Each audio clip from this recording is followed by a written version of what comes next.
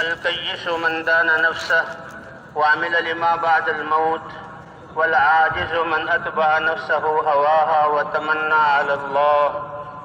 وقال النبي صلى الله عليه وسلم: عجبا لأمر المؤمن فإن أمره كله له خير،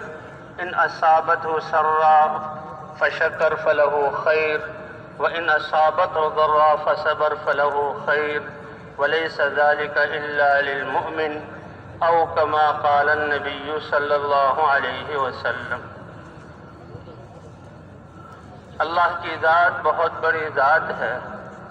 اس ذات نے اس انسان کو بہت بڑی کامیابی دینے کے لیے اس کی تیاری کے واسطے دنیا میں بھیجا ہے. اور وہ کامیابی کیا ہے جس کو خود اللہ قرآن پاک میں فوز عظیم، فوز کبیر بتا رہے ہیں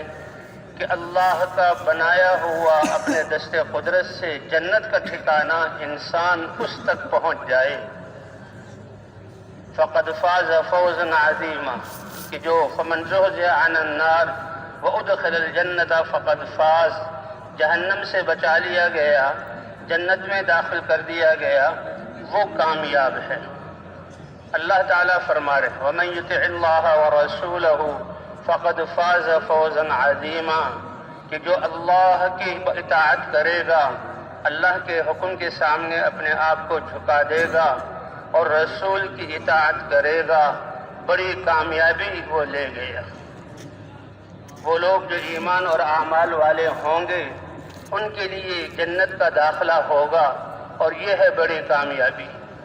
تو اللہ نے اس کامیابی کو حاصل کرنے کے لیے، اس کی تیاری کے لیے تھوڑا سا وقت دیا ہے، دنیا میں ہمیں بھیجا ہے. یہ دنیا، اس کا نام ہی دنیا ہے، گھٹیا سی چیز. اللہ جو ایسے اکرم الاکرمین، جس کے خزانے بھرے ہوئے، اس کو گوارا نہیں کہ یہ دنیا ایک انسان کے لیے بھی یہ ٹھکانہ بن جائے، کیونکہ اس کی تو اللہ کے ہاں کوئی حیثیت نہیں. یہ تو مسافر خانہ ہے، یہ گزرگاہ ہے. اصل ٹھکانہ اللہ نے انسان کا جنت بنایا ہے، اور اصل بدلہ اس کی طاعت کا اللہ نے اپنی رضا، ورضوان من اللہ اکبر،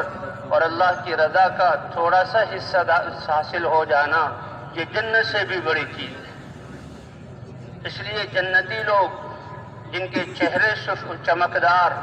جن کے لباس بڑے قیمتی، 70 جوڑے، اور جن کے محلات بے جوڑ موتیوں کے اور سونے چاندی کی اینٹوں کے، اور جن کے باغات پھلوں سے لدے ہوئے، جن کی جنتوں میں دودھ کی، شراب کی، شہد کی، پانی کی نہریں ہوں گی، اور وہ نعمتوں میں خوش و خرم ہوں گے، اللہ کا شکر ادا کریں گے. اللہ فرمائیں گے اس سے بہتر کوئی چیز عطا کروں، وہ حیرانگی سے پوچھیں گے اے اللہ اس سے بہتر کیا چیز ہے؟ اللہ فرمائیں گے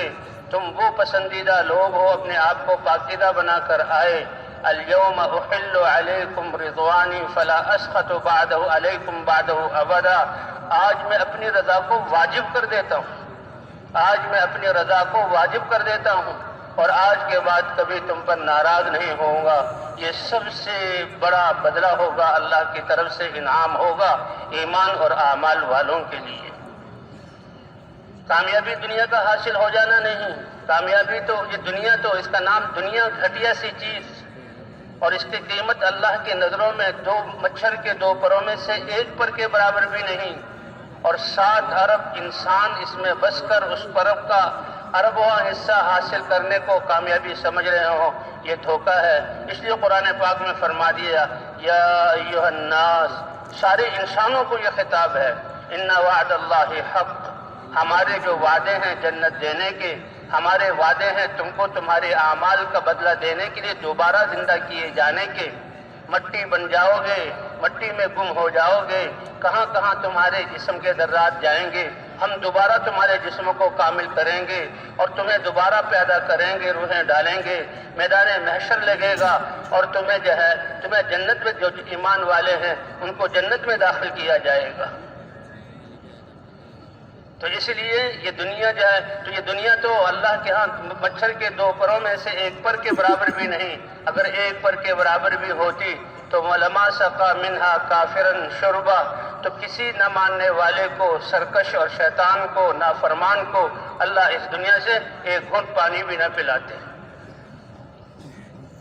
اس لیے کامیابی کے اسباب کیا ہیں؟ اللہ نے تمام انسانوں کو برابر دیے۔ ان وعد اللہ حق، اللہ کا وعدہ سچا ہے۔ فلا تغرنکم الحیات الدنیا، دنیا کو اپنا وطن نہ سمجھ لینا، دنیا میں اپنی استعدادوں کو، صلاحیتوں کو خرچ نہ کر دینا، ضائع نہ کر دینا۔ دنیا میں تمہارے سانس، تمہاری نشو و نما اور تمہارا رزق، تمہارے لیے پانی، تمہارا لباس، تمہارے یہ عہدے اور زمین کی جتنی چیزیں وہ پہلے سے تمہارے لیے لکھ دی گئیں اور وہ تمہیں مل کر رہیں گی۔ اس لیے موت ایک دروازہ ہے جس سے سب نے گزرنا ہے، جس سے سب نے گزرنا ہے۔ اس لیے جب ملک الموت آتا ہے اور روح نکالنے لگتا ہے، عزیز و رشتہ دار روتے ہیں، وہ کہتے ہیں رو کیوں رہے ہو؟ میں نے اس کی زندگی کم نہیں کی، اس کے رزق کے، دنیا کے غلوں کے ہر دانے کو دیکھ لیا، اس کے نصیب میں اب کوئی دانہ نہیں رہا، پانی کا کوئی قطرہ نہیں رہا، ہوا کا کوئی جھونکا نہیں رہا، دنیا کی کوئی جہاں چیز نعمت اس کے لیے باقی نہیں رہی۔ اب تو اس نے آگے منتقل ہونا ہے اصلی ٹھکانے کی طرف، اس لیے میں لے جا رہا ہوں۔ اور اب فکر کرو تم اپنی، جب تک ایک ایک سانس لینے والا باقی رہے گا میں دنیا میں آتا رہوں گا۔ اس لیے انسان معمولی نہیں ہے، انسان کو بڑی عظمت اللہ نے دی ہے۔ یہ آسمان جو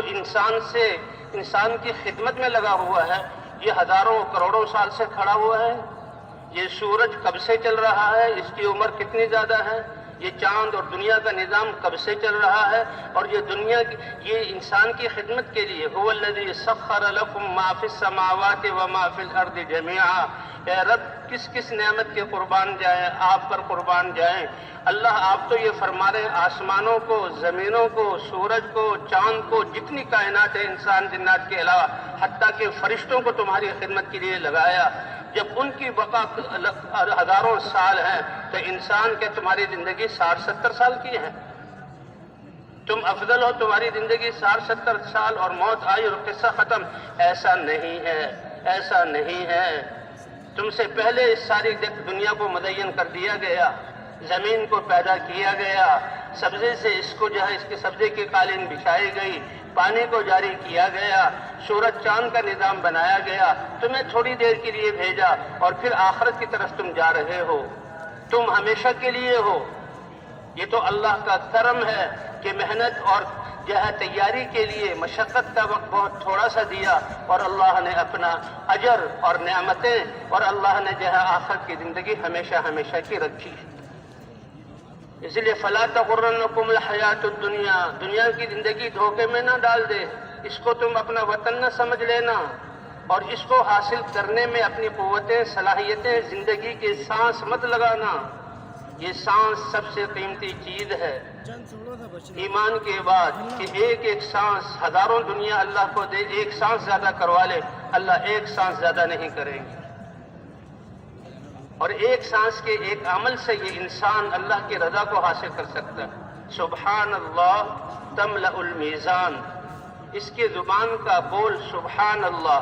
وہ میزان کہ ساتوں آسمان اور زمین اللہ تعالیٰ اس کے ایک پلڑے میں رکھ دیں گے۔ کتنی بڑی وہ میزان ہے جس میں ساتوں زمین اور آسمان اس کی کائنات سما جائے۔ کہا اے ایمان والے تمہارا سبحان اللہ کہنا اس میزان کو اجر سے بھر دے گا۔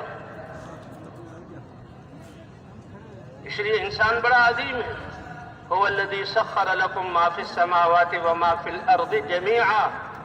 اللہ اس کے خزانے بھرے ہوئے وہ کریم ذات ہے۔ زمین اور آسمان اور جو اس کی کائنات، میں نے عرض کیا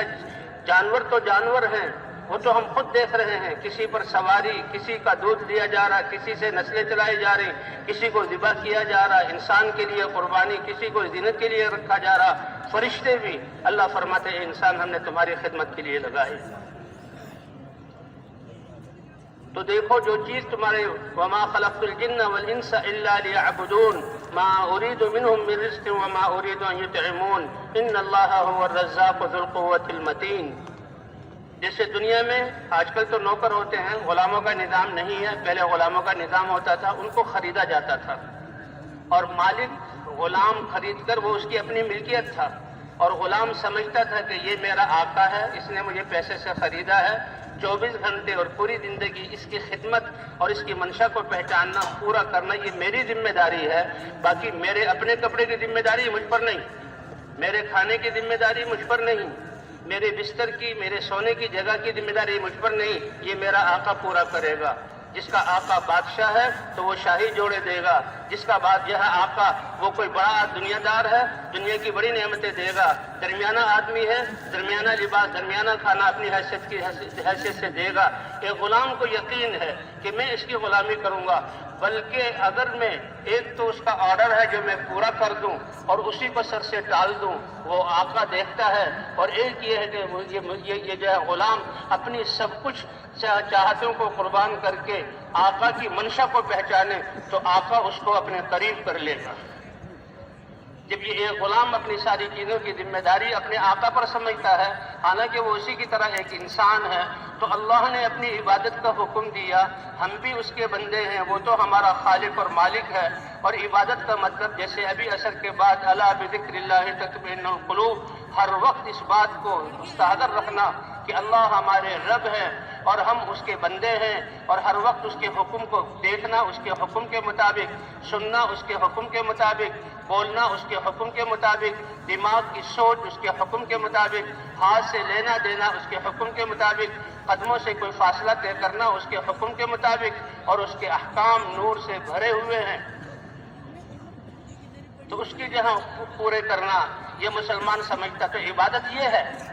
عبادت صرف 5 نمازیں نہیں ہیں، یہ تو عبادات میں سے سب سے بڑی عبادت ہے جو انسان کی زندگی کو پاکیزہ بنا کر اللہ کے حکم کی ماننے کی استعداد پیدا کر دے گی۔ تو جہاں اللہ نے عبادت کا حکم دیا اور عبادت ہر وقت ہر آن ہم نے کرنی ہے، رات اور دن کرنی ہے، ایک سوال پیدا ہوتا ہے، اے اللہ ہم انسان ہیں، ہم رزق کے محتاج ہیں، تو رزق کا معاملہ کیا ہوگا؟ اللہ نے فرمایا ما ارید منہم من رزق، میں نے اس لیے نہیں بھیجا کہ وہ روزی کمانے کا خود بندوبست کرے یا اللہ کے سامنے کچھ کھانا پیش کر دیں، وما ارید ان یطعمون، اللہ کو کچھ بطور عطیے کے دے دیں، اللہ اس سے غنی ہے، ان اللہ هو الرزاق ذو القوة المتین، ساری کائنات کو رزق دینے والی ذات اکیلی تنہا اللہ ہے۔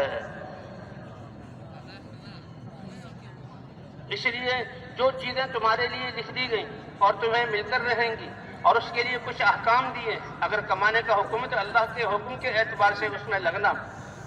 تو تم اپنی صلاحیتیں جو جس کا ذمہ ہم نے لیا اور ہم دیں گے، سورج کون نکال رہا ہے،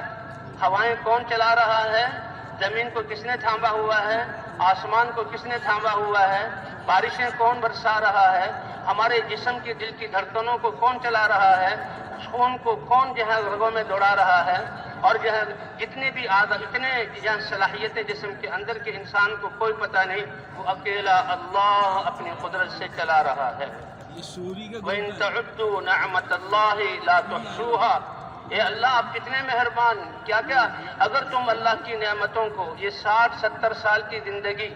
اب لوگ لگے ہوئے ہیں کہ جسم میں اللہ نے کیا کیا استعدادیں صلاحیتیں، کتنا انسان کے جسم کو چیر پھاڑ لیا گیا، کتنا ایک ایک حصے کو الگ الگ کر دیا گیا، اور اب بھی انسانیت قائل ہے اس بات کی کہ اللہ نے جو نعمتیں اس کے جسم میں رکھی ہیں ابھی ہم ان ساری کو سمجھ نہیں سکے اور نہ ان تک پہنچ سکے۔ اگر اللہ کی جسم کے اندر کی نعمتیں، پھر جسم کے باہر کی نعمتیں، یہ ہوائیں، یہ سورج، یہ چاند، یہ ستارے اور یہ جو ہے ساری مخلوقات، فرمایا گننا شروع کرو تو تم گن نہیں سکتے، شکر کیا ادا کرو گے، اللہ لا تحصوہا، تم اس کا احصاء کر ہی نہیں سکتے۔ اس لیے دنیا کی ساری چیزوں کی ذمہ داری اللہ نے لی اور ہمارے ذمہ کیا کہ آخرت کا بنانا تمہارے اعمال پر رکھا ہے، آخرت بنے گی تمہارے عمل پر۔ اس لیے اللہ تعالیٰ نے آخرت جو کامیابی کی جگہ ہے اور اللہ کا مہمان خانہ ہے اور وہ انسان کا ٹھکانہ ہے، اس کو حاصل کرنے کے لیے اللہ نے اسباب سب کو برابر دیے ہیں۔ دنیا کی ضروریات کے لیے کارخانے ہیں، کارخانوں سے، مشینوں سے چیزیں بن رہی ہیں۔ کوئی دنیا کا بڑے سے بڑا کارخانہ چاہے وہ بہت قیمتی انجن بنا رہا ہو، بہت قیمتی ہتھیار بنا رہا ہو، یعنی تھوڑے سے وقت میں اتنی زیادہ چیزوں کو بنا نہیں سکتا جتنے یہ انسان اعمال کو اپنے جسم سے کر سکتا ہے۔ اب دیکھنے میں تو ہم اس میدان میں بیٹھے ہوئے ہیں، یہ اللہ کا انعام کب سے شروع ہوا؟ جیسے مسلمان کا بیٹھنا دین کے لیے، فرمایا ہے کہ وجبت محبتی للمتحابین فیہ، کہ اللہ فرماتے ہیں جو میرے لیے محبت کرتے ہیں اور ایک دوسرے سے ملتے ہیں اور بیٹھتے ہیں، کتنا بڑا اللہ انعام فرماتے ہیں۔ فرمایا مجھ پر واجب ہو گیا کہ میں ان سے محبت کروں۔ نماز پڑھی ہے، نماز پڑھنے کے بعد ہم بیٹھے ہیں، مسلمانوں کے مجمع کے ساتھ بیٹھے ہوئے ہیں، اور جب تک بیان چلے گا اللہ کے امر کے لیے بیٹھنا ہے اور اللہ کے امر کے لیے جدا ہونا ہے کہ بھئی ابھی نماز کا وقت ہے، اب بیٹھنا نہیں، اب تو وہ اذان ہو گئی، وضو کرو، نماز کی تیاری کرو، نماز کے لیے آ جاؤ۔ فرمائے وہ دو آدمی جو اللہ کے لیے آپس میں ایک دوسرے سے محبت کریں، یہ تو لاکھوں کا مجمع ہے، اللہ کے امر پر جمع ہوں اور اللہ کے امر پر جدا ہوں، اور اس جدائی جمع ہونے پر محبت کی کیفیت میں ہو، جدا ہونے پر جو ہے غم ہوتا ہے اس کو برداشت کریں۔ فرمایا یہ دو آدمی صرف آپس میں ایسے ہوں تو فرمایا قیامت کے دن جب کوئی سایہ نہیں ہوگا تو ایسے دو آدمیوں کو میں اپنے سائے عرش کا سایہ عطا فرماؤں گا۔ وَظِلُّهُمْ فِي ظِلِّ يَوْمَ لَا ظِلَّ إِلَّا ظِلِّي، جس دن کوئی سایہ نہیں ہوگا اپنے جو ہے وہ عرش کے سائے میں جگہ دوں۔ سَبْعَةٌ يُظِلُّهُمُ اللَّهُ فِي ظِلِّهِ يَوْمَ لَا ظِلَّ إِلَّا ظِلُّهُ۔ 7 قسم کے کروڑوں انسان ایسے ہوں گے ہر قسم میں کہ اللہ تعالیٰ عرش کے سائے کے نیچے جگہ دیں گے، اور ان کروڑوں انسانوں میں سے 2 انسان وہ ہوں گے جن نے اللہ کے لیے آپس میں تعلق جوڑا ہو، اللہ کے لیے محبت کی ہو، اللہ کے لیے جمع ہوتے ہوں اور اللہ ہی کے لیے جدا ہوتے ہوں۔ اس لیے جو آخرت کا سرمایہ اس کے اسباب اللہ نے سب کو برابر دیے، اور انسان سب سے قیمتی مشین ہے جس سے ہر وقت اعمال صادر ہوتے ہیں، اور ایک ایک وقت میں کتنے اعمال صادر ہوتے ہیں۔ ہمارا اس میدان میں مل کر بیٹھنا یہ ایک عمل، اللہ کی بات کو سننا یہ دوسرا عمل، دماغ سے اس کے لیے اپنے آپ کو تشکیل کرنا اور طاعت کے لیے تیار کرنا یہ الگ عمل۔ یہ سارے ہر عمل ایسا کہ 7 زمین اور آسمان اس کے پاسنگ میں بھی نہیں آ سکتے۔ تو اس لیے جو ہے آپ انسان ایک وقت میں کئی اعمال کر سکتا ہے۔ کہہ رہے مسلمان جب اذان کو سنتا ہے اور نماز کے لیے جاتا ہے، سب سے پہلے جب وہ وضو کی طرف آتا ہے تو وضو کرنے لگتا ہے تو وضو کرنے سے اس کے گناہ جھڑتے ہیں، اور وضو کرنے کی وجہ سے ایک دفعہ صحابہ نے پوچھا یا رسول اللہ قیامت میں تو خرب انسان ہوں گے، 7 ارب انسانیت تو اب ہے، اور قیامت تک کتنے انسان آئیں گے اور پہلے کتنے گزر گئے، اور 1,24,000 یا 2 لاکھ انبیاء ہوں گے اور ان کی امتیں ہوں گی، آپ اپنی امت کو کیسے پہچانیں گے؟ اللہ کے رسول صلی اللہ علیہ وسلم نے فرمایا کیا بہترین مثال دی، ہر ایک کی سمجھ میں آنے والی، دیہاتی ہو یا شہری ہو، ان پڑھ ہو یا پڑھا ہوا۔ فرمایا بتاؤ ایک بہت بڑا میدان ہو اور وہ گھوڑوں سے بھرا ہوا ہو، گھوڑوں کے رنگ مشکی رنگ ہوں یا کالے رنگ کے ہوں، اور کچھ گھوڑے ایسے ہوں جس کو اردو میں پنکلیان کہتے ہیں، چہرہ پورا چمکتا ہوا سفید اور گھٹنے تک اس کے چاروں ٹانگیں سفید، کیا یہ آدمی ان کالے اور مشکی گھوڑوں میں سے اپنے گھوڑوں کو نہیں پہچان لے گا؟ کیا زبردست مثال اللہ کے رسول نے بیان کی۔ صحابہ اشش کر اٹھے اور کہنے لگے یا رسول اللہ کیوں نہیں پہچانے گا؟ فرمایا سن لو، تم جو اللہ کا امر نماز ادا کرنے کے لیے دنیا میں گرم پانی سے ٹھنڈے پانی سے مشقت کے وقت میں جو وضو کرو گے، اب یہ وضو تو وسیلہ ہے، ابھی نماز جو مقصود ہے اس کا ذریعہ ہے یہ، اس وسیلے پر اللہ تمہیں یہ اجر عطا فرمائیں گے کہ تمہارے اعضائے وضو چمک رہے ہوں گے، اور میں اس چمک سے تم کو پہچانوں گا کہ یہ میری امت ہے۔ پہلی امتوں کو وضو تھا لیکن یہ فضیلت ان کے لیے، یہ خاص اس امت کی فضیلت۔ حضرت عقبہ ابن عامر رضی اللہ تعالی عنہ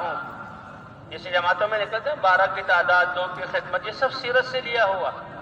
وہ کہتے ہیں میں بھی اپنے قبیلے سے 12 آدمی کی جماعت کے ساتھ آیا، تو آ کر مدینے میں حضور کی مجلسوں میں بیٹھنا ہے، ان سے علم سیکھنا ہے،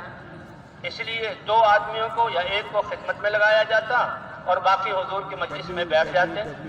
تو خدمت کیا تھی؟ اونٹوں کو جنگل لے جانا، اونٹوں کو چرانا، ان کو پانی پلانا، ان کو پھر آ کر جہاں ٹھکانا ہے باڑہ اس میں باندھ دینا۔ تو یہ ہماری 2 آدمی کی خدمت تھی۔ باقی 10 آدمی مسجد نبوی میں بیٹھے ہوئے۔ اب جب بیٹھے ہوئے ہیں تو میں فارغ ہوا اپنی خدمت سے، شام کو جب اونٹوں کو لا کر باڑے میں باندھ دیا تو مسجد نبوی کی طرف گیا، وضو کیا، نماز مسجد میں گئے، بیٹھ گئے۔ اللہ کے رسول صلی اللہ علیہ وسلم حدیثیں ارشاد فرما رہے تھے اور فرمائیں کہ جو بات میں نے سنی حضور صلی اللہ علیہ وسلم سے، میں تو بہت حیران رہ گیا۔ اللہ کے رسول صلی اللہ علیہ وسلم کیا کہہ رہے ہیں کہ جو آدمی اچھی طرح وضو کر لے اور وضو کر کے پھر 2 رکعت نماز اللہ کے رضا کے لیے پڑھے تو وضو کرنے اور 2 رکعت نماز پڑھنے سے جنت اس کے لیے واجب ہو گئی، جنت اس کے لیے واجب ہو گئی۔ جنت کا محل یہ دنیا کے یہ ہے 5 مرلے کے مکان، یہ 100 گز کے مکان اور 200 گز کے مکان، ساری انسانیت کا انسان کی ساری زندگی کی پونجی لگ جاتی ہے اور تھوڑے سے عرصے کے لیے مکان بنتا ہے اور کچھ دنوں کے بعد اس میں ٹوٹ پھوٹ شروع ہو جاتی ہے، کبھی پانی کا نظام خراب، کبھی سیوریج کا نظام خراب، کبھی بجلی کا نظام خراب، پھر خرچے پہ خرچے۔ اور جنت کا محل فرمایا جو آدمی اچھی طرح وضو کرے اور خالی اخلاص کے ساتھ 2 رکعت نماز پڑھے جنت کا محل اس کے لیے واجب ہو گیا۔ تو صحابی نکلے، واہ واہ اللہ کتنے کریم ہیں، اور ایسے عمل پر، آسان عمل، چھوٹا عمل نہیں ہے، بہت بڑا عمل ہے، آسان عمل پر جس میں کوئی دیر بھی نہیں، اتنا بڑا جہاں اجر ہے۔ میں خوشی میں واہ واہ کرنے لگا تو وہ تو حضور کی طرف متوجہ تھے، باتیں سن رہے تھے، یکسو تھے۔ کہا میرے ساتھ ایک ہستی بیٹھی ہوئی تھی، انہوں نے مجھے اپنی طرف متوجہ کیا۔ جب میں نے دیکھا وہ حضرت عمر امیر المومنین حضرت عمر ابن خطاب تھے، اور نے کہا معلوم ہوتا ہے تم ابھی مجلس میں ابھی حاضر ہوئے ہو اور اس بات کو سن کے اتنا خوش ہو رہے ہو، اللہ کے رسول نے تو ہمیں کیا کچھ بتلا دیا۔ کہ بتلائیے کہ اس سے پہلے حضور صلی اللہ علیہ وسلم نے یہ فرمایا کہ جو آدمی وضو کے لیے اٹھے اور وضو کر لے اور وضو کے بعد اشہد ان لا الہ الا اللہ واشہد ان محمدا عبدہ ورسولہ، یا ایک روایت میں وحدہ لا شریک لہ کے لفظ بھی ہیں، کہا یہ وضو کر کے یہ کلمات کہہ دے تو اللہ تعالیٰ جنت کے 8 دروازے اس کے لیے کھول دیں گے، جن دروازوں میں سے چاہے وہ داخل ہو جائے۔ تو بھائی اس لیے اللہ ارحم الراحمین ہے، عادل اور انصاف، عدل انصاف پہ آ جائیں تو ہم کہیں کی بھی نہ رہے، اللہ ارحم الراحمین ہے۔ کہ کتنی تمہاری گناہوں، غلطیوں اور سرکشیوں کو میں معاف کرتا رہتا ہوں، اگر پکڑ میں آ جاؤں تو کوئی ایک نافرمان بھی دنیا میں رہنے کے قابل نہ رہے، اور پھر اللہ بخشتے ہیں ان گناہوں کو، تو وہ تو کریم ہے۔ تو اللہ نے کامیابی کے لیے ہمیں اعمال دیے ہیں، اعضاء سب برابر، اور اس میں سب کی بنیاد اور سب سے بڑی دولت اور سب سے بڑا یقین اور سب سے بڑا علم یہ لا الہ الا اللہ کا یقین ہے۔ حضور صلی اللہ علیہ وسلم نے فرمایا جتنے انبیاء کو علوم دیے گئے اور اس علم کے دنیا میں عرائج ہونے سے فسادات ختم ہوئے، ظلم ختم ہوئے، اللہ نے دنیا کو امن کا گہوارہ بنایا، حق وجود میں آیا، باطل ٹوٹا، جتنا علم دیا گیا اور اس علم کی وجہ سے اللہ کی قدرت ظاہر ہوئی، اللہ کی قدرت کے علم پر عمل کرنے والے یہ ہے جو اللہ کی طرف سے علم، یعنی احکام کا علم، یقین اور اعمال، اس پر اللہ کامیابی دیتے ہیں۔ اس سب کا مجموعہ کر لیا جائے، اور مجھے اللہ نے قرآن میں وہ سارے علوم دیے اور اس سے زیادہ بھی دیے، ان سب کو جمع کر لیا جائے تو اس میں سب سے چوٹی کی چیز وہ لا الہ الا اللہ کا یقین ہے، وہ لا الہ الا اللہ کا یقین ہے، یہ بنیاد ہے۔ اس لیے حضرات انبیاء کرام جب انسان سرکش بنتے تھے اور اپنی تباہی کے اسباب جمع کر لیتے، اللہ نے کسی کو عذاب نہیں دیا جب تک کہ نبی کو لا الہ الا اللہ کی دعوت دے کر نہ بھیجا ہو، اور نبی نے اپنی امت کی اصلاح کے لیے اس لا الہ الا اللہ کے ذریعے ان کے یقین کو درست نہ کیا ہو۔ تو یہ یقین اتنی بڑی دولت ہے، اتنی بڑی طاقت ہے کہ اللہ فرماتے ہیں انا عند ظن عبدی بی، میرا بندہ میرے ساتھ جس طرح یقین کرے گا میں اسی طرح اس کے ساتھ معاملہ کروں گا۔ حضرت یونس علیہ السلام قوم کو چھوڑ کر ابھی اللہ کا حکم نہیں آیا، پہلے نکل آئے اور کشتی ڈولنے لگی، اور پھر حکم آیا، ایک مچھلی آئی، مچھلی نے یونس علیہ السلام کو نگل لیا اور مچھلی سمندر کی تہ میں بیٹھ گئی، اور وہ لا الہ الا انت سبحانک انی کنت من الظالمین یہ انہوں نے پڑھنا شروع کیا۔ اتنے عرصے بعد اللہ نے ان کو مچھلی کے پیٹ سے نکالا اور مچھلی نے ان کو باہر سے ساحل پر اگلا، اور اللہ نے ان کے گناہ کو معاف فرمایا۔ جو خطا ہوئی تھی وہ تو نبی تھے، معصوم ہوتے ہیں، لیکن یہ تھوڑی سی بغیر یاد کے چلے جانا یہ غلطی ہوئی تھی۔ فرمایا دیکھو انہوں نے توبہ کی، وَكَذَلِكَ نُنْجِي الْمُؤْمِنِينَ ایمان والے اسی طرح جب اپنے گناہوں پر توبہ کریں گے ہم ان کو نجات عطا فرمائیں گے۔ حضرت ابراہیم علیہ السلام کہ آپ ان کو نمرود اور پوری قوم نے ایک وادی جو ہے آگ سے بھری، ایندھن سے بھری، اس کو آگ لگائی، اور ابراہیم علیہ السلام کو رسیوں سے باندھ کر منجنیق میں، اور ساری قوم پہاڑوں پر چڑھ کر نیچے وادی جو آگ کا سمندر ہے دیکھ رہے ہیں، اور سب خوش ہیں کہ آج نمرود کا فیصلہ چلے گا اور آج ابراہیم علیہ السلام اس آگ میں جائیں گے، قصہ ختم۔ لیکن یہ تو اللہ کی ڈھیل ہے، کرنے والے اللہ تعالی ہیں۔ وَلِلَّهِ الْأَمْرُ مِنْ قَبْلُ وَمِنْ بَعْدُ پہلے بھی اور اب بھی اور ہمیشہ سارا معاملہ کس کے ہاتھ میں ہے؟ اللہ کے ہاتھ میں۔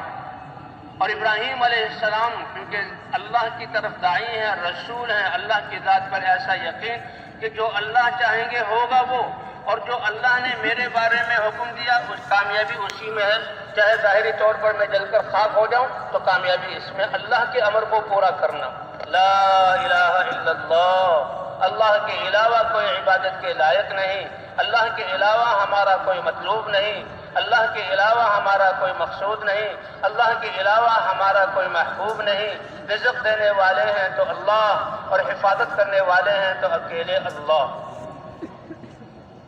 تو یہ یقین اتنی بڑی دولت ہے کہ آگ کا سمندر ہے، ابراہیم علیہ السلام کو رسیوں میں باندھا ہوا ہے، منجنیق بھئی اتنی سی دیر ہے کہ ہینڈل کو کھینچا جائے اور ابراہیم علیہ السلام جھٹکے سے فضاؤں میں ہو کر آگ میں چلے جائیں، لیکن اس منظر سے ذرہ برابر متاثر نہیں کہ ہوگا وہ جو اللہ چاہیں گے اور اللہ کے امر میں کامیابی۔ فرشتوں تک آ گئے اور فرشتوں نے پوچھا اگر ہماری ضرورت ہو تو ہمیں کہیے، یہ بارش کا فرشتہ ہے، بارش برسا کر آگ کو بجھا دیں، ان کی اسکیم فیل ہو جائے۔ یہ پہاڑوں کا فرشتہ ہے، یہ پہاڑوں کو لے کر، یہ پہاڑوں کے جہاں اوپر بیٹھے ہوئے ہیں، چوٹی تک چڑھے ہوئے پہاڑوں کو مسل کر ان کو پیس کے رکھ دیں، اور اگر اللہ چاہیں تو ہوا چلا کر ہوا سے آگ کے ذریعے انہی کو ہلاک کر دیں۔ تو ابراہیم علیہ السلام نے کیا فرمایا کہ اگر اللہ نے تمہیں حکم دیا ہے تو وہ تمہارے رب کا حکم ہے، اس کو مانو، اس میں میرا کیا دخل ہے؟ کہیں حکم تو نہیں دیا، اجازت لے کر آئے ہیں، تب پھر میرا اور اللہ کا معاملہ میرے اور اللہ کے درمیان چھوڑ دو۔ اللہ جان رہے ہیں میرے حال کو، اللہ کا میرے حال کو جاننا یہی میرے لیے کافی ہے۔ اور آخری کلمہ حسبی اللہ نعم الوکیل، کہ میرے لیے کون کافی ہے؟ یہ گمان تھا، پھر اللہ نے کیا کچھ کر کے دکھلایا کہ آگ کو بجھایا نہیں، آگ کو آگ ہوتے ہوئے اور ایک ہی وقت میں جلانے والا ہوتے ہوئے اللہ نے براہ راست حکم دے کر یا نار کونی بردا وسلاما علی ابراہیم، اے آگ میرے ابراہیم پر تم ٹھنڈی ہو جاؤ، تکلیف دینے والی ٹھنڈی نہیں بلکہ خوش سلامتی اور خوشگوار ٹھنڈی ہو جاؤ۔ فرمایا اسی وقت آگ نے رسی کو جلایا اور اسی وقت ابراہیم علیہ السلام کے لیے ٹھنڈی ہو گئی۔ 40 دن اس میں گزرے، اور ایک روایت میں آتا ہے کہ ان کی جو اہلیہ وہ کہنے لگی میں بھی تمہارے پاس آ جاؤں، تو کہا کہ تم یہ جو کلمہ پڑھ کے اب کلمے والی تھی آ جاؤ، وہ آ گئی، تو آگ نے ان کو بھی جو ہے اس کو جلایا نہیں۔ اور اس پر فرعون نمرود کی اسکیم ناکام ہوئی، اور نمرود نے ہاتھ جوڑے کہ یہ تو تمہارا مسئلہ چل جائے گا، میری اسکیم ناکام ہو جائے گی، لہذا تم یہاں سے نکل جاؤ۔ پھر وہاں سے ابراہیم علیہ السلام نکل کر شام کے علاقے میں آئے۔ تو یہ ایمان اور اللہ کی ذات پر یقین کہ اللہ کے امر میں کامیابی ہے، کامیابی دینے والے اللہ ہیں۔ اسی طرح حاجر علیہ السلام کے بارے میں حکم ہوا، اے ابراہیم اپنی اس جوان بیوی کو اور اس بچے کو، اتنا عظیم بچہ کہ جس کی پشت سے سب سے بڑے نبی آئیں گے، حضرت محمد صلی اللہ علیہ وسلم، دودھ پیتا بچہ، ان کو ہمارے امر سے لو اور اپنے ہمارے حکم کی بنا پر ان کو لے کر چلو۔ شام کا لہلہاتے کھیت اور لہلہاتے باغ، ٹھنڈے جہاں فضائیں اور نہریں اور پھل، ان سب اور آبادی، ان سب کو چھوڑ کر چلو۔ اردن کی دشت آئے، کہا ابھی آگے چلو۔ حجاز کے سنگلاخ پہاڑ آئے، کہا ابھی اور چلو۔ اور بڑے بڑے کالے رنگ کے پہاڑ، اور وہاں ایک وادی اور ٹیلا کہ اس اپنی بیوی کو اور دودھ پیتے بچے کو یہاں پر چھوڑ دو۔ اب مہینے کا یہ سفر تھا۔ اللہ کے رسول انبیاء تو اپنے گھر والوں کے ساتھ سب سے زیادہ اچھے اخلاق والے ہوتے ہیں، تو بولنا چالنا بہت خوب، لیکن یہاں پر آ کر ابراہیم علیہ السلام نے بیوی کو اتارا اور وہ تھیلا دیا جس میں کھجوریں تھیں اور پانی کا مشکیزہ دیا۔ اونٹ سے اترے نہیں، اجازت نہیں، اور نکیل کو موڑ کر جیسے اب جانے لگے ہیں، کسی کو منزل پر پہنچا کر جانے لگے ہیں۔ ہاجر علیہ السلام حیران ہوئی اور فطرتاً یہ سوال کیا، یہاں چھوڑ کر جا رہے ہیں؟ کس پہ، کس کے حوالے کر کے جا رہے ہیں؟ کیوں چھوڑ کر جا رہے ہیں؟ کہاں چھوڑ کر جا رہے ہیں؟ یہ دو تین سوال، لیکن ابراہیم علیہ السلام جواب نہیں دے رہے۔ اس وقت میں نماز میں کھڑے ہوئے، اللہ نے ایک تو شیطان بھاگا اور دوسرے حضور صلی اللہ علیہ وسلم نے فرما دیا کہ دیکھو ابو جہل یہاں گرے گا اور عتبہ یہاں گرے گا، شیبہ یہاں گرے گا، فلاں یہاں قتل ہوگا۔ میدان جنگ، جب جنگ ختم ہوئی، میدان میں دیکھا کہ جو حضور صلی اللہ علیہ وسلم نے اشارہ کیا تھا 70 افراد ان کے قتل ہوئے، اور 70 افراد کو صحابہ کرام قید کر کے مدینے لے آئے۔ لیکن حضور صلی اللہ علیہ وسلم، حضرت ابوبکر صدیق رضی اللہ تعالیٰ عنہ فرماتے ہیں کہ ہم نے حضور صلی اللہ علیہ وسلم کے لیے ایک سایہ دار جھونپڑا سا بنا دیا۔ آپ صلی اللہ علیہ وسلم نماز میں کھڑے ہو گئے، حالانکہ آپ اللہ کے رسول ہیں، دین کے لیے نکلے ہیں، اللہ کی مدد واضح ہے، لیکن پھر بھی آپ نماز میں، اور نماز میں آپ دعا کر رہے ہیں اور اللہ کے سامنے رو رہے ہیں،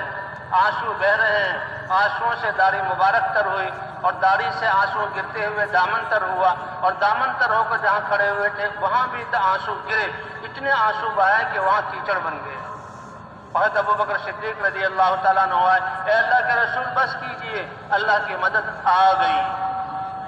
اور صحابہ کرام جب مقابلہ ہوا تو 70 جو ہے کافر قتل ہوئے اور 70 کو قید کیا گیا۔ مدینہ منورہ میں منافقین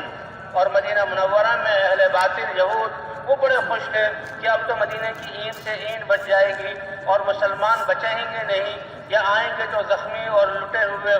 جو ہے وہ آئیں گے۔ لیکن جن لوگوں نے آ کر بتایا، لوگوں مدینے والوں سن لو، اللہ نے اپنی رحمت سے مسلمانوں کو فتح عطا فرما دی۔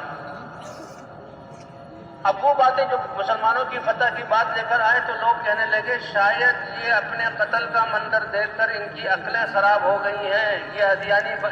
ایسے ہی بیکار باتیں کر رہے ہیں، یہ سٹیا گئے ہیں، یہ ٹھیک نہیں ہے، یہ تو ڈر اور خوف میں ایسی باتیں حقیقت کے بغیر کر رہے ہیں۔ لیکن پھر اللہ نے دکھایا کہ مسلمان فتح کے ساتھ 11 صحابہ شہید ہوئے، 70 کافر بڑے بڑے سردار ابو جہل بھی وہاں قتل ہوا، اور بھی بہت سارے وہاں قتل ہوئے، اور 70 کو جہاں قید کر کے لایا گیا، اور مدینے میں پھر اللہ نے اپنی قدرت کا اظہار کیا۔ تو بھئی کامیابی کے اسباب دل کے یقین کا ٹھیک ہونا اور ہمارے جسم کے استعمال کا ٹھیک ہونا، اللہ کے احکام یہ کامیابی کے اسباب ہیں، اور یہ سبب اللہ نے ہر ایک کو دیے، اور اسی پر کامیابی کے اسباب وہ ہیں جو احکام حضرات انبیاء کرام لائے تھے۔ کامیابی وہ جو ابراہیم علیہ السلام کے پاس تھے، اور نمرود کے پاس بادشاہت تھی، بادشاہت ہوتے ہوئے اللہ نے اس کو ناکام کیا۔ فرعون کو بادشاہ ہوتے ہوئے اللہ نے بحر قلزم میں ڈبویا۔ قارون کا اس کے پاس یہ نہیں کہ اس کو معزول کر دیا گیا تھا، جیل میں ڈال دیا گیا تھا، اس کے ہاتھ میں کچھ نہیں رہا، اب تو تھا وہ ایک آدھ، نہیں، ان اسباب میں، کیونکہ ان اسباب میں اللہ نے کامیابی رکھی نہیں ہے۔ ان کے مقابلے میں جو انبیاء تھے ان کے ساتھ یہ نہیں کہ ان کے پاس دنیا کی کوئی حیثیت نہیں، اس لیے اس کا ہونا نہ ہونا برابر ہے، ان کے ساتھ سب سے بڑی دولت اللہ کی مدد ساتھ تھی، اور اللہ کی مدد کی وجہ ان کا ایمان اور اعمال اور یہ دعوت والے کام تھے۔ وَمَن نَّصْرُ إِلَّا مِنْ عِندِ اللَّهِ، یہ مدد کس کی طرف سے اترتی ہے؟ اللہ کی طرف سے اترتی ہے۔ اس لیے ابراہیم علیہ السلام وہ اللہ کے نبی ہیں، اللہ کی نصرت ان کے ساتھ ہے، سب سے بڑی طاقت ان کے ساتھ ہے، اور ان کے مقابلے میں نمرود، موسیٰ علیہ السلام، اللہ کی مدد ان کے ساتھ ہے، وہ بے سہارا نہیں ہے۔ یہ تو دنیا کے اسباب ہیں جن کو ہم ذریعہ سمجھتے ہیں، ان کی کوئی حیثیت نہیں، یہ تو بے جان ہے، ان سے وہ ہوگا جو اللہ چاہیں گے۔ اور یہی حضرات انبیاء کرام کی دعوت تھی، لا الہ الا اللہ کی دعوت کے ذریعے پہلے یقین کو درست کیا جاتا تھا، اور لا الہ الا اللہ کے ذریعے اللہ کی محبت کو غالب کیا جاتا، اللہ کی محبت ساری محبتوں پر غالب ہو جاتی، اور ایمان سے استعداد پیدا ہوتی ہے اللہ کے احکام کی، اور طلب پیدا ہوتی ہے اللہ کے احکام کی، اور یقین پیدا ہوتا ہے کہ کامیابی اللہ کے احکام کو پورا کرنے میں ہے۔ اللہ اپنا دین اتارتے تھے، اور حضرات انبیاء کرام دعوت کے ساتھ ساتھ اپنی امتوں کو وہ دین سکھاتے تھے۔ جب یہ حق دین کچھ لوگوں کی ذات میں وجود میں آ جاتا، پھر اللہ باطل کو ختم کر کے زمین کا وارث ایمان والوں کو بناتے تھے۔ اور اللہ کا یہ وعدہ ہے، وعد اللہ الذین آمنوا منکم وعملوا الصالحات ليستخلفنهم فی الارض، کہ تم میں سے جو ایمان اور اعمال والے ہوں گے، جن کے پاس یہ دولت ہوگی، اللہ کا وعدہ ہے ساری دنیا والے بادشاہوں سے بادشاہتیں لے کر اور سیٹیں والوں سے سیٹ لے کر اللہ ایمان اور اعمال والوں کو خلافت عطا فرمائیں گے، جیسے پیچھے جو ہیں ایمان اور اعمال والوں کو اللہ نے خلافت عطا فرمائی۔ تو اس طرح حضرات انبیاء کرام کلمے کی دعوت دیتے تھے، ایمان بنتا تھا، پھر اللہ کا دین اترتا اور دین پر لوگ عمل کرنے والے بنتے۔ اللہ تعالیٰ باطل کے خلاف فیصلہ فرما کر کتنی قوموں کو اللہ نے مٹایا ان حق والوں کے موجود ہونے کی صورت میں، اور قوموں کا نام و نشان مٹ گیا، ایمان والوں کو وارث بنایا اور آگے ان کی نسلیں چلی۔ لیکن جب نبی چلے جاتے اور محنت چھوٹ جاتی تو پھر انسانیت الٹے پاؤں لوٹتی، اللہ پاک کسی قوم کو ہلاک نہ کرتے، پھر دوسرا نبی بھیجتے۔ 1,24,000 انبیاء کرام آئے، اور ہوتے ہوتے سب سے آخر میں اللہ نے نبیوں کے سردار اپنے حبیب حضرت محمد صلی اللہ علیہ وسلم کو اسی کلمے کی دعوت اور پورا ضابطہ حیات اور وہ اعمال جس سے انسان دنیا آخرت میں کامیاب ہو، یہ دین دے کر بھیجا۔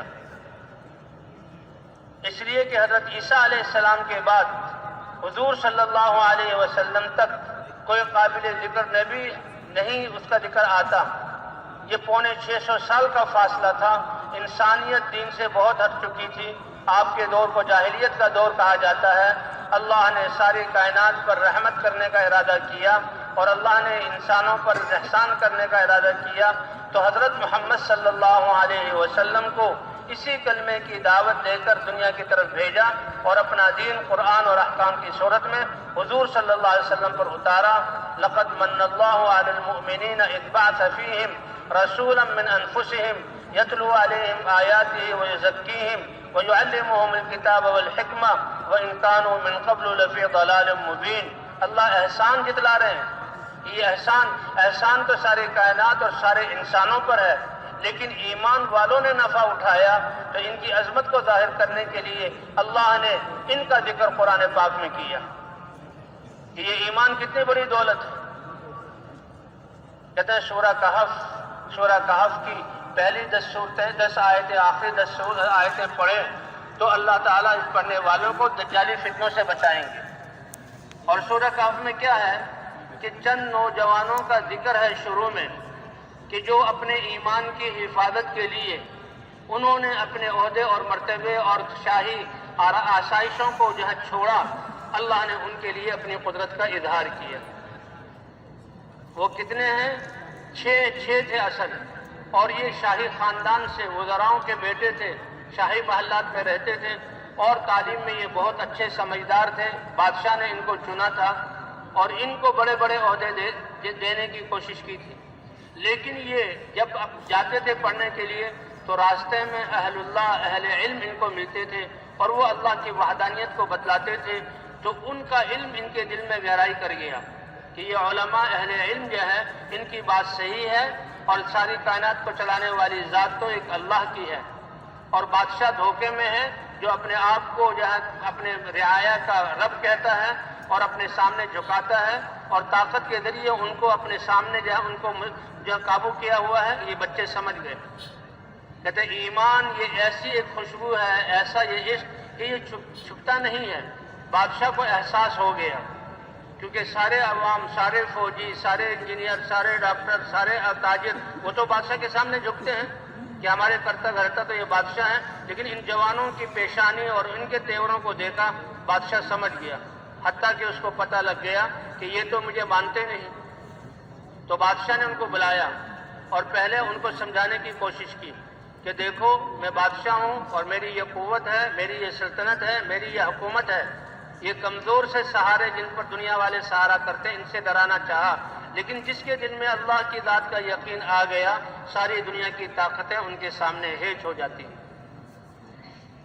کہا دیکھو تمہاری یہ سارے جہاں آسائشیں جائیں گی اور سارے مرتبے جائیں گے تو مجھے مان لو۔ انہوں نے کہا نہیں، ہم تو ایک اللہ پر ایمان لے آئے، وہی سب کچھ کرنے والا ہے۔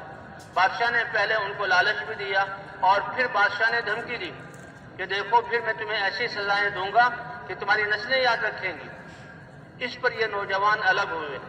اور کہا کہ ہم نوجوان اور بچے ہیں، کہیں بادشاہ ہمیں تکلیفیں دے کر مجبور نہ کر دے، ہماری زبان سے ہمارے رب کے بارے میں گستاخی نہ ہو جائے، اس لیے اپنے ایمان کی حفاظت کے لیے نکل جاؤ۔ اللہ نے یہ واقعہ قرآن پاک میں ذکر کیا کہ وہ 6 نوجوان اپنے ایمان کی حفاظت کے لیے کہ وقتی طور پر تو بادشاہ کی پکڑ اور غصے سے بچے، آگے اللہ راہ نکالے گا، پھر اللہ نے عجیب ایسی راہ دکھلائی کہ وہ ایک نمونہ بنا کائنات کے لیے۔ اب یہ 6 لوگ اپنے ایمان کی حفاظت کے لیے جا رہے تھے، 6 نوجوان۔ راستے میں ایک چرواہا بکریاں چرا رہا تھا اور وہ بڑا سلیم الطبع تھا۔ اس نے دیکھا یہ 6 نوجوان تو بڑے نازک و نفیس اور شاہی خاندان کے لوگ ہیں، یہ جنگل کی طرف کہاں جا رہے ہیں؟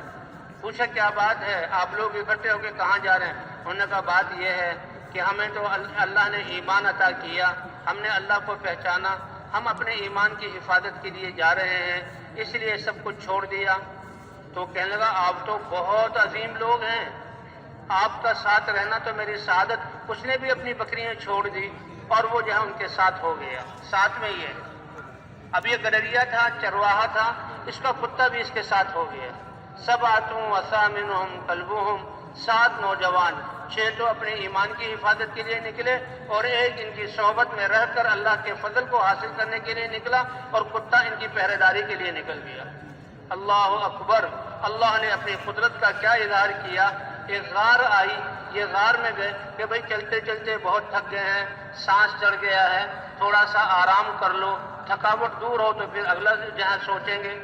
تو وہ کہتے ہیں ساتھ وہ کتا ان کا غار کے منہ پر بیٹھ گیا جیسے پہرے کے لیے بیٹھتا ہے۔ وَقَلْبُهُمْ بَاسِطٌ ذِرَاعَيْهِ بِالْوَسِيطِ، غار کے منہ پر ایسے ہاتھ کھڑے کر کے بیٹھ گیا اور یہ 7 سوئے۔ اللہ فرماتے ہیں کہ یہ اپنے دین کی، ایمان کی حفاظت کے لیے نکلے تھے۔ ہم نے اپنی قدرت کا یہ اظہار کیا کہ 309 سال اللہ فرماتے ہیں ہم نے ان کو نیند ان پر مسلط کی اور سلا کے ان کو زندہ رکھا۔ وَنُقَلِّبُهُمْ ذَاتَ الْيَمِينِ وَذَاتَ الشِّمَالِ، یہ لوگ جو اپنے ایمان کی حفاظت کے لیے نکلے تھے اور زمین پر سوئے ہوئے تھے، زمین کھاتی ہے جسم کو، اللہ فرماتے ہیں ہم اپنی قدرت سے ان کی کروٹوں کو دائیں اور بائیں بدلتے تھے۔ اور وہ غار کا منہ تھا، یہ اندر سوئے ہوئے تھے، سورج نکلتے ہوئے اس کی کرنیں اندر آتی تھی۔ تو قرآن پاک میں ہے وَتَرَى الشَّمْسَ إِذَا طَلَعَتْ تَزَاوَرُ عَنْ كَهْفِهِمْ ذَاتِ الْيَمِينِ وَإِذَا غَرَبَتْ تَقْرِضُهُمْ ذَاتَ الشِّمَالِ، جب سورج نکلتا ہے اور کرنیں اندر جاتی ہیں تو ہم دائیں طرف کرنوں کو باہر نکال دیتے ہیں، روشنی اندر باقی رہتی ہے اور ہم کروٹوں کو بدل رہے ہیں۔ اور جب سورج غروب ہونے لگتا ہے تو جو ان کی سورج کی کرنیں ان پر پڑنے لگتی ہیں تو ہم بائیں طرف سورج کی کرنیں کو نکال دیتے ہیں۔ 309 سال کے بعد ہم نے ان کو جگایا۔ حکومتیں ختم ہو گئی، یہ اٹھے اور پوچھنے لگے کہ بھئی کتنا سوئے ہوں گے؟ کہا معلوم ہوتا ہے بہت تھکے ہوئے تھے، گہری نیند تھی، یومن او بعد یوم، یہ ایک دن یا ایک دن سے کچھ کم ہم سوئے ہوئے ہیں، اب بھوک لگی ہوئی، اب بھوک کا احساس ہوا۔ 309 سال اللہ نے بغیر کھلائے پلائے اللہ نے ان کو زندہ رکھا، یہ ہے اللہ کی قدرت۔ اب کیونکہ وہ شاہی خاندان میں سے تھے، وہاں سے کچھ پیسے لے کر نکلے تھے، کہا ایک کو بھیجا کہ بھائی دیکھو یہ پیسے لے کر جاؤ اور بڑی نرمی سے بات کرنا، کسی سے جھگڑنا نہیں، پاکیزہ جو کھانا ہو لے کر آ جانا۔ اب وہ تو سمجھے ہیں کہ بھئی وہی معاملہ ہے، وہی حکومت ہے، کسی کو پتہ نہ لگے، اللہ نے نظام بدل دیا، یہ اللہ کی قدرت۔ جب وہ دکان والے کے پاس گئے تو دکان والا پہلے تو شکل دیکھ کے حیران ہوا، 309 سال پہلے کا لباس، شکل، بال اور صورت وہ کیا ہوگی، اور آج اس زمانے کا نیا زمانہ، نئی ترقی، اس میں کیا بدلا ہوگا۔ لیکن چلو جنگل سے کوئی آیا ہے، کھانا بھی دیا، کھانا لے کر اب جب پیسے دینے لگا تو وہ تو سکے جیسے کہ کسی خزانے کے ہو، اس پر بات بڑھ گئی، بھئی یہ پیسے کہاں سے ہے، تم کہاں سے آئے ہو، اور بات بڑھتے بڑھتے کہ یہ تو ایک خزانہ ہے، اور ایسے آدمی کا جس کی یہ کیفیت ہے جو جنگل کا لگتا ہے، یہ کہاں سے آئے، بادشاہ تک بات پہنچ گئی۔ اور اس زمانے کا بادشاہ ایمان والا تھا اور عوام بگڑی ہوئی تھی، اور وہ دعائیں کرتا تھا۔ کیسے ایمان والے ہمدرد ہوتے ہیں، اے اللہ اپنی قدرت کا کوئی اظہار کر دے، میری رعایا ایمان والی بن کر نجات پالے۔ تو اللہ نے اپنی قدرت کا اظہار کیا کہ اس بادشاہ کے زمانے میں جو انصاف والا، اللہ کے اطاعت والا تھا، ان کو 309 سال سلا کر اس زمانے میں ان کو جگا کر اپنی قدرت کا اظہار کیا۔ اللہ پہلے بھی جگا سکتے تھے، یہ اللہ اپنے بندوں کی کیسے قدردانی کرتے ہیں۔ بادشاہ، اب اس کو بادشاہ کے پاس لے جایا گیا، بادشاہ بھی حیران ہوا، اور پھر اس نے بتایا ہم تو 7 نوجوان تھے، 6 تھے، 7 میں مل کے ہم نکلے تھے۔ تو پھر بادشاہ کو یاد آیا کہ بادشاہوں نے ایک دوسرے کو وصیت کی تھی کہ 7 نوجوان شاہی مجرم وہ نکلے تھے، ان کے نام یہ ہیں، تختی پر لکھے ہوئے تھے، اور وہ تختی رکھی ہوئی تھی کہ جب بھی ملے تو ان کو سزا دی جائے۔ تو بادشاہ کو یہ بات معلوم تھی، اس نے وہ تختی منگائی، تو جو وہ 6 نام اس نے بتائے تھے وہی نام تھے۔ بادشاہ نے اللہ کا شکریہ ادا کیا کہ اللہ نے اپنی قدرت کو ظاہر کیا ہے، اور اپنی عوام کو لے کر گیا اور پھر وہاں مسجد بنوائی۔ تو یہ ہے، اور پھر یہ علماء فرماتے ہیں کہ دیکھیں یہ کتا چرواہوں تو صرف ان کی صحبت میں رہا، اللہ نے اس کے لیے بھی اپنی قدرت کا اظہار کیا، اور یہ جو کتا ایک جانور تھا اس کا ذکر بھی اللہ نے قرآن پاک میں کیا۔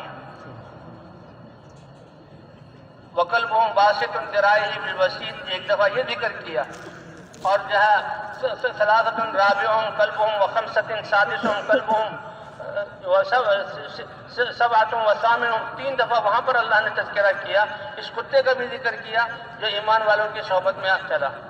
تو علماء فرماتے ہیں کہ جو اپنے ایمان کی حفاظت کے لیے جو 6 نوجوان یا 7 نوجوان چلے تھے، اللہ نے ان کے لیے اب ان کو 309 سال سلایا، اور بغیر کھلائے پلائے ان کو جو ہے زندہ رکھا، اور ان کی اس جو قدرت ظاہر کی پوری قوم کی ہدایت کا ذریعہ بنایا۔ اللہ نے تو ہمیں ایسی امت میں پیدا کیا کہ جن کی ذمہ داری ہے کہ قیامت تک آنے والے انسانوں کے دلوں میں ایمان اور یقین کیسے آ جائے، اور ان کی زندگی کیسے پاکیزہ بن جائے، ان کو اللہ کتنا اجر عطا فرمائیں گے، اور ان کے لیے اللہ ان کی اپنی قدرت کو کیسا اظہار فرمائیں گے۔ جیسے کہ ہر مجلس میں کہا جا رہا ہے کہ ہم حضرت محمد صلی اللہ علیہ وسلم کی امت میں ہیں، آپ سید الانبیاء ہیں، آپ کی امت بھی خیر الامم ہے۔ حضور صلی اللہ علیہ وسلم کے ختم نبوت کے صدقے اللہ تعالیٰ نے اس ایمان کی محنت کو اس امت کا فریضہ قرار دیا۔ کنتم خیر امت اخرجت للناس تأمرون بالمعروف وتنہون عن المنکر وتؤمنون باللہ، بہترین امت اس کو قرار دیا گیا۔ اس لیے حضور صلی اللہ علیہ وسلم نے پہلے دن سے امت کو اس محنت میں اپنے ساتھ لیا۔ ایمان کا حکم آیا، ایمان کی آپ دعوت دے رہے ہیں، اور جو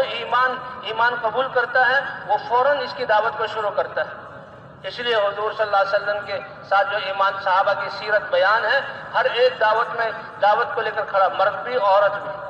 حضور صلی اللہ علیہ وسلم نے حضرت خدیجہ رضی اللہ تعالیٰ عنہ کو سب سے پہلے گھر والوں میں دعوت دی، اے خدیجہ لات اور عزیٰ سے برات ظاہر کرو،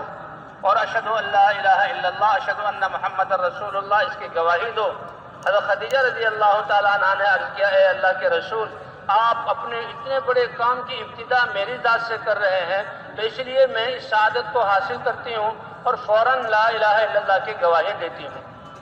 انت اول من یدعو وانا اول من یستجیب، اور دعوت کو قبول کر کے بہت بڑی تاجرہ تھی، اور شام مال جاتا تھا اور مکے میں بکتا تھا، شام سے مکے میں مال آتا وہاں بکتا تھا، نعمتوں کی یا فراوانی تھی۔ حضور صلی اللہ علیہ وسلم کا یہ خانوادہ تھا، بچے تھے، لیکن جو ہی کلمہ پڑھا تو تجارت کی فکر کو چھوڑ کر اب انسانیت کو، مردوں عورتوں کو کفر سے کیسے بچانا، جہنم سے کیسے بچانا ہے، اس دعوت میں لگی، اور اپنا مال حضور پر خرچ کیا، حضور کے دین پر خرچ کیا، صحابہ اور یتیموں اور بیواؤں پر خرچ کیا، یہاں تک کہ تھوڑے ہی دنوں میں گھر کا سارا سامان ختم ہو گیا اور فاقے کی نوبت آ گئی، اور حضور صلی اللہ علیہ وسلم اپنے گھر سے بھوک کی حالت میں بیت اللہ جا رہے ہیں۔ لیکن بھئی یہ بھوک اللہ کے دین کی وجہ سے یہ کتنی اللہ کے ہاں اس کی قدر ہے۔ جبرائیل علیہ السلام آئے اور عرض کیا، اے اللہ کے رسول، آپ کے گھر میں فاقہ، تو سنیے اللہ نے آپ کی بیوی خدیجہ کو اس فاقے کی وجہ سے سلام بھیجا ہے۔ اس لیے یہ امت حضور صلی اللہ علیہ وسلم کے ساتھ دعوت میں شریک، پہلے دن سے حضور صلی اللہ علیہ وسلم نے امت کو دعوت میں شریک کیا۔ ہر مسلمان مرد اور عورت وہ دعوت دینے والا تھا۔ مدینہ منورہ مہاجرین جو آئے اور انصار مدینہ وہ تو پہلے ہی قرضوں میں دبے رہتے تھے، اب مہاجرین کا خرچہ بھی آ گیا، انہوں نے ان کو جگہ بھی دی، انہوں نے ان کے جہاں کھانے بھی دیے، اور انہوں نے ہر چیز میں ان کا ہاتھ بٹایا، خرچے ان کے زیادہ ہو گئے، اور صاحب انصار مدینہ بھی دین کی خدمت میں لگے، کمائی کا وقت کم ہو گیا، لیکن اللہ نے ان کی جان و مالوں میں ایسی برکت دی کہ ان کو غنی بنا دیا۔ اور 10 سال کی مدینہ منورہ کی زندگی میں حضور نے صحابہ کو اپنے گھروں کو مرتب کرنے اور گھروں کو بنانے کے لیے نہیں چھوڑا، بلکہ 100 سفر صحابہ سے کروائے ہیں۔ اس زمانے کے سفر کہ صحابہ کرام اس دین کی محنت کو لے کر نکلتے تھے۔ اس دعوت والی محنت کی وجہ سے نماز جیسی دولت ملی، نماز والے صحابہ کرام بنے، اور ان کے ہر شعبے میں اللہ کے احکام زندہ ہوئے، ان کی تجارتیں پاکیزہ ہوئی، ان کی جو ہے فیصلوں میں اللہ کے احکام آئے، اور ایسے کہ ان کے اعمال کی وجہ سے وہ اعمال وہ انسانیت کے لیے ہدایت کا ذریعہ بنے۔ اور صحابہ کرام میدانوں میں اتر کر کہتے تھے، ہماری زندگی دیکھ لو اور ہم جیسے ہو جاؤ، اور واقعی ان کی زندگی کو دیکھ کر قوموں کی قومیں بدلی اور دین اسلام میں آئی۔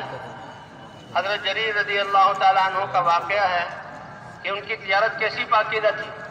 ان کو ایک گھوڑے کی ضرورت تھی، غلام کو لے کر جو ہے وہ بازار میں آئے،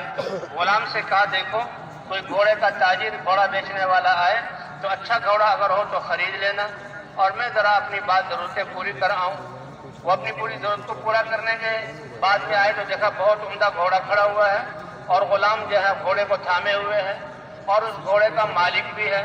حضرت جریر کیونکہ سردار تھے اور بڑے شاہ سوار تھے اور گھوڑوں کی نسلوں کو اور قیمتوں کو جانتے تھے،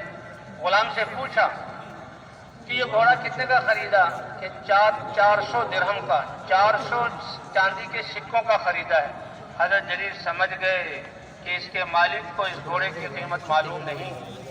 یہ تو سادہ آدمی ہے 400 میں بیچ رہا ہے۔ اب بات بیٹی بڑے خوش ہو جاتے ہیں اور اپنے غلام کو بڑی شاباش دیتے، اور بالکل یہ جائز سودا ہے، مالک اپنی خوشی سے بیچ رہا ہے، کوئی اس میں خرابی نہیں۔ لیکن اللہ اکبر، کیا دل کے جذبات تھے۔ وہ اس مالک سے کہتے ہیں، ارے بھائی 400 پر تو نہیں ہے گھوڑا، وہ سمجھا شاید کم کرائیں گے، وہ بھی تیار ہو گیا ہو کہ شاید کچھ کم کر دیں۔ نہیں، کیا تم 500 کا بیچو گے؟ وہ حیران ہو گیا کہ یہ کیا بات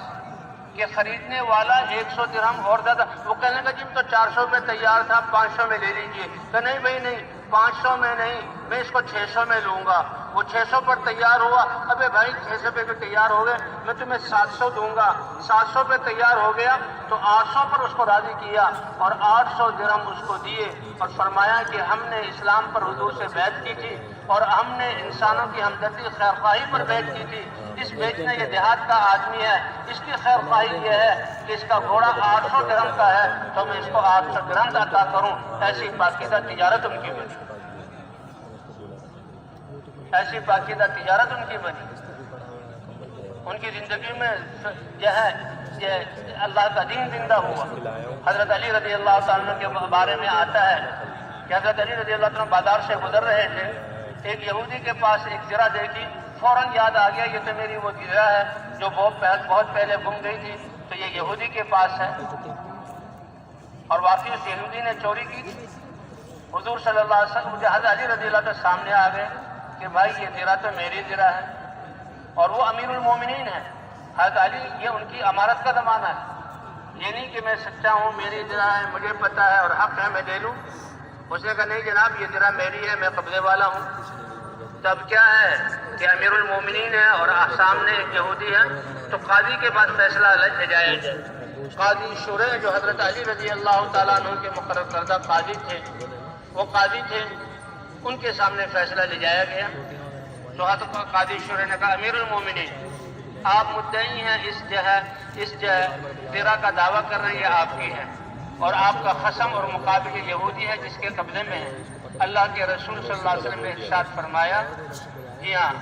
البینۃ علی المدعی والیمین علی من انکر، اگر آپ مدعی ہیں تو آپ 2 گواہ لے آئیں کہ یہ زرا آپ کی ہے، کیونکہ حدیث میں یہ ہے۔ اب اس میں یہ نہیں کہ آپ تو سچے ہیں، آپ امیر المومنین ہیں، آپ جانتے نہیں، اللہ کا حکم کیا ہے، سب کچھ قربان کر دو، تو آپ 2 گواہ لائیے۔ حضرت علی رضی اللہ تعالیٰ نے کیا، اے شرح، انہی کا بنائے ہوئے قاضی، میرے 2 گواہ ہیں میرے پاس، ایک گواہ جو ہے وہ میرا آزاد کردہ غلام قمبر ہے، اور دوسرا جو ہے میرا گواہ جو ہے میرے بیٹے حسن یا حسین، ان دونوں میں سے کوئی ایک ہے۔ اللہ اکبر۔ قاضی شرح نے کیا کہا، اے امیر المومنین، یہ قمبر جو غلام آزاد کر چکے ہیں آپ، اس کی گواہی تو شریعت میں قبول ہے، لیکن بیٹے کی گواہی باپ کے لیے شریعت میں قبول نہیں ہے۔ ایک روایت میں تھا، حضرت علی نے کہا، اے شرح کیا کہہ رہے ہو، کیا تم نے یہ نہیں سنا کہ حسن اور حسین سیدہ شباب اہل الجنہ، یہ جنت والے ہیں اور جنت کے نوجوانوں کے سردار ہیں، حضور کے نواسے ہیں؟ کہ نہیں، شریعت کا حکم یہ ہے کہ بیٹا جو بھی ہو باپ کے لیے گواہی دے، قبول نہیں۔ حضرت علی نے کہا ٹھیک ہے، جو اللہ کا حکم ہے، اللہ کے رسول کا سر آنکھوں پر، اور جب میں گواہ پورے نہیں کر سکا تو یہ جو فیصلہ اس یہودی کے لیے ہے۔ یہ یہودی سارا ماجرا دیکھ رہا تھا،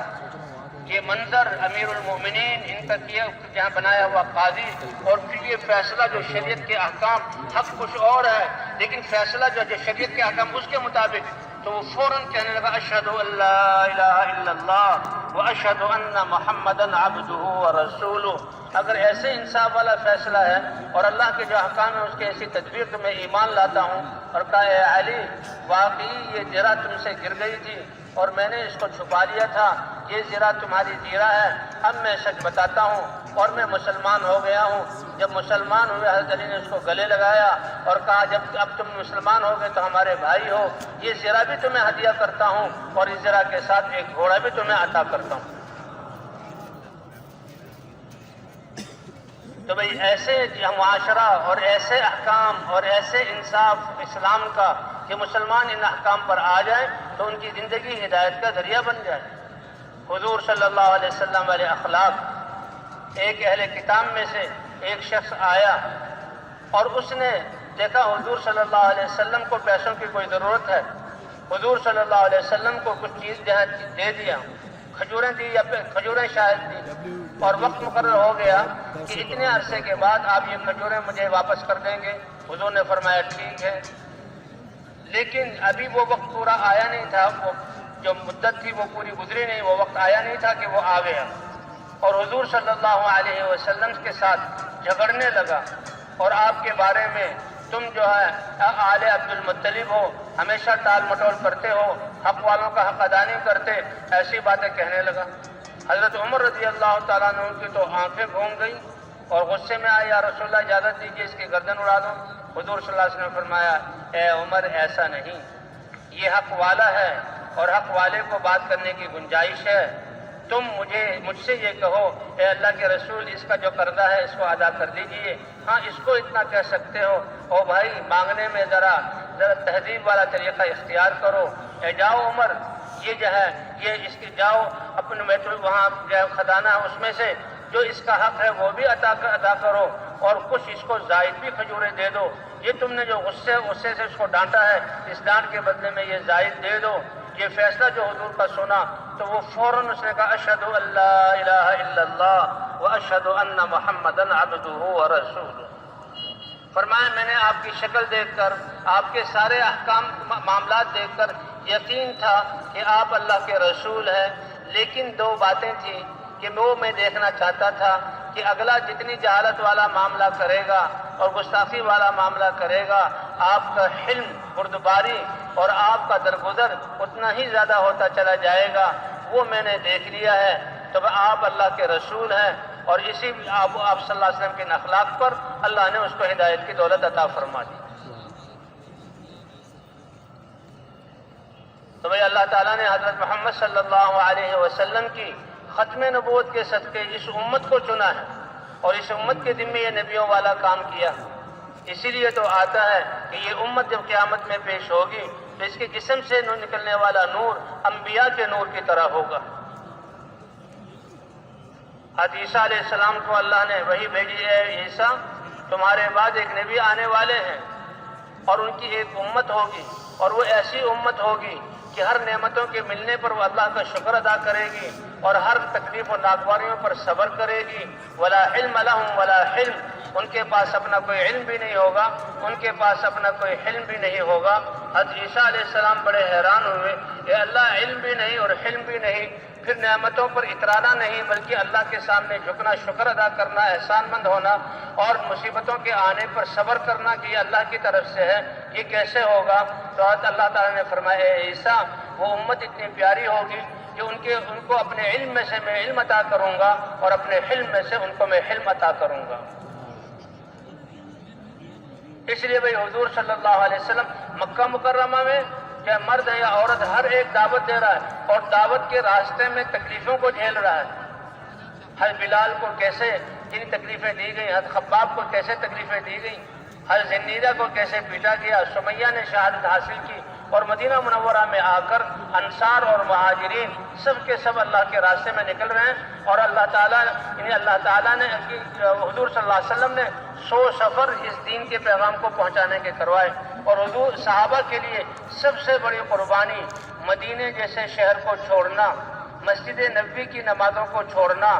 آپ صلی اللہ علیہ وسلم کے دیدار کو چھوڑنا، اس کو قربان کرنا اور حضور پر جو علم اتر رہا ہے اس کو قربان کرنا تاکہ انسانیت کو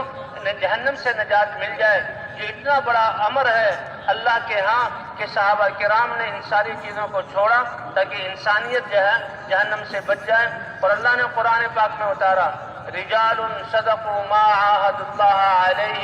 فمنهم من قضى نحبه ومنهم من ينتظر۔ صحابہ کو کامل مرد اللہ گواہی دے رہے ہیں، اللہ یہ اعزاز دے رہے ہیں، اللہ یہ انعام ان کو عطا فرما رہے ہیں، اور اللہ بتا رہے ہیں کہ دیکھو جو انہوں نے اللہ سے وعدہ کیا تھا، اے اللہ ہم تیرے بندے ہیں، ہماری جان اور مال اور صلاحیتیں تیری رضا اور تیرے دین کو زندہ کرنے کے لیے لگیں گی۔ اللہ کہہ رہے ہیں انہوں نے اپنے اس وعدے کو پورا، اللہ ہماری جانیں کب تیرے راستے میں جہاں قبول ہوں گی۔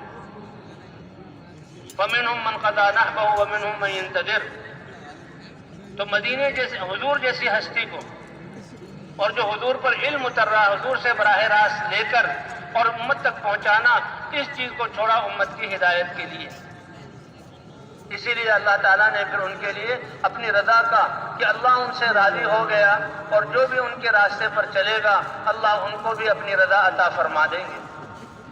بھئی یہاں مجلس میں جمع ہونے کا مقصد اور ان سارے بیانات کا مقصد کہ مسلمان اپنی حیثیت کو پہچانے، اپنی ذمہ داری کو پہچانے، اللہ کے انعامات اور وعدوں کو پہچانے۔ اللہ نے ہمیں ایمان عطا کیا، حضرت محمد صلی اللہ علیہ وسلم جیسے نبی عطا کیے اور دین اسلام جیسا دین عطا کر کے اس دین کو ساری انسانیت تک پہنچانے کی ذمہ داری عطا کی۔ آپ صلی اللہ علیہ وسلم نے فرمایا انا حظکم من النبیین، قیامت میں جو نسبت چلے گی ملکوں کی، زبانوں کی، علاقوں کی، بادشاہتوں کی، قبائل کی نہیں، قیامت میں ساری نسبتیں ختم۔ قیامت میں نسبت کون اللہ کا بندہ ہے اور کون کس امت میں ہے، فرمایا سارے انبیاء کی امتیں ان کے ساتھ ہوں گی، اور اے میرے امتی تم کتنے خوش قسمت ہو، تمہاری نسبت حضرت محمد صلی اللہ علیہ وسلم کے ساتھ ہوگی۔ انا حظکم من النبیین، میں نصیبہ ہوں تمہارا، کیونکہ حضور صلی اللہ علیہ وسلم سید الانبیاء، اللہ کے حبیب حضرت محمد صلی اللہ علیہ وسلم سرور کائنات، کہاں ہے ان کی امت؟ اور پھر حضور صلی اللہ علیہ وسلم نے فرمایا میرے لیے بھی بڑی نصیبی کی بات ہے، انتم حظی من الامم، کہ امتیں پہلے نبیوں کو بھی اللہ نے دی، لیکن جو سب سے بہترین امت تھی اللہ کے ہاں، اللہ نے وہ امت مجھے عطا کی، اور ان کا سب سے بہتر ہونے کی وجہ کہ نبیوں والا کام اس امت کو ملا۔ اللہ کے رسول بھی فخر فرما رہے ہیں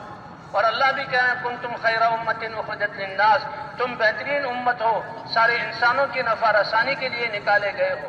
جیسے شروع میں عرض کیا گیا کہ انسان کی کامیابی کے اسباب اللہ نے سب کو برابر دیے کہ دل میں ایمان کیسے پختہ ہو جائے اور جسم سے متعلق جو احکام ہیں وہ احکام انسان پورا کرنے والا بن جائے۔ یہ ایسا سرمایہ ہے جو ہر وقت انسان کے ساتھ ہے، اور انسان اعمال کی ایسی مشین ہے کہ ہر وقت اس سے اعمال صادر ہوتے ہیں۔ دعاؤں کی قوت اور نمازوں کی قوت سے آسمانوں سے ان کے لیے فرشتے اتریں گے اور ان کی دعاؤں پر بادل آ کر بارشیں برسائیں گے، ان کی دعاؤں پر اللہ فرشتوں کو اتاریں گے اور ان کی دعاؤں پر اللہ اپنی قدرت سے ان کے کاموں کو بنائیں گے۔ اللہ تعالیٰ نے ہمیں، اور یہ پھر ایسا سرمایہ ہے ہر وقت انسان کے ساتھ ہے، اور پھر یہ ایسی مشینیں ہر وقت ایک وقت میں کتنے اعمال یہ کر سکتا ہے۔ نہ کوئی چور اس پہ چوری کر سکتا ہے، نہ کوئی ڈاکو اس پہ ڈاکہ ڈال سکتا ہے، نہ کوئی امیگریشن والے اس کو روک سکتے ہیں، حتیٰ کہ قبر میں بھی یہ اعمال ساتھ جائیں گے اور میدان حشر میں بھی یہ اعمال ساتھ ہوں گے، اور اس کے اعمال کے نور کی وجہ سے قیامت والے پہچانیں گے کہ یہ جو ہے یہ ذکر والے لوگ ہیں اور یہ جو ہے نمازوں والے لوگ ہیں، اور اس امت کا نور نبیوں کے نور کی طرح ہوگا کہ یہ حضرت محمد صلی اللہ علیہ وسلم کی امت ہے اور یہ تو انسانیت کو دعوت دینے والے یہ لوگ ہیں۔ یہ حضور نے فرمایا کہ خیر امت جو اللہ نے بنائی وہ مجھے عطا فرمائی، یہ میرا نصیبہ ہے۔ اور حضرت عمر رضی اللہ تعالیٰ عنہ نے فرمایا کہ دیکھو اللہ نے اس میں خیر امت کا لقب ہمیں عطا کیا، اس کے لیے ایک شرط لگائی ہے، جو اس شرط کو پورا کرے گا وہ اس لقب سے ملقب ہو کر اس سرفرازی کو حاصل کرے گا کہ تم سب بہترین امت اور ساری انسانیت کے لیے نکالے گئے، تم نیکی کا حکم کرتے ہو، برائیوں سے روکتے ہو۔ تو اس لیے حضور صلی اللہ علیہ وسلم نے بھی کہ اللہ کے راستے میں نکلنے کے فضائل، ایک دفعہ صحابہ رات کے وقت جو ہے جو حضور صلی اللہ علیہ وسلم نے تشکیل کی تو صحابہ پوچھنے لگے یا رسول اللہ، اس زمانے کے اندھیرے، اس زمانے کے راستے نشو افراد والے، اس زمانے کے راستوں کے خطرات کہ سورج جو نکلے کچھ روشنی ہو جائے، چاند نہ ہو جائے تو نکلے، یا رسول اللہ ہم راتوں ہی کو اللہ کے راستے میں نکل جائیں یا ہم جو ہے صبح کو نکلیں؟ تو حضور صلی اللہ علیہ وسلم نے یہ نہیں کہا کہ ابھی نکل جاؤ، بلکہ فضیلت کے ذریعے ان کو، کیا ہے میرے صحابہ تم یہ نہیں چاہتے کہ یہ رات بھی جنت کے باغوں میں سے کسی باغ میں تمہاری صحت جہاں گزرے؟ صحابہ کرام سمجھ گئے کہ حضور صلی اللہ علیہ وسلم راتوں کو نکلنا پسند کرتے ہیں، تو وہ رات کو ہی نکل گئے، کیونکہ رات کا پہلے نکل جانا رات کا یہ کتنا بڑا اجر دلائے گا۔ اس کے لیے حضرت عبداللہ بن رواحہ رضی اللہ تعالیٰ عنہ کا قصہ ہے کہ حضور صلی اللہ علیہ وسلم نے ایک لشکر، اور پہلی دفعہ یہ روم کے مقابلے میں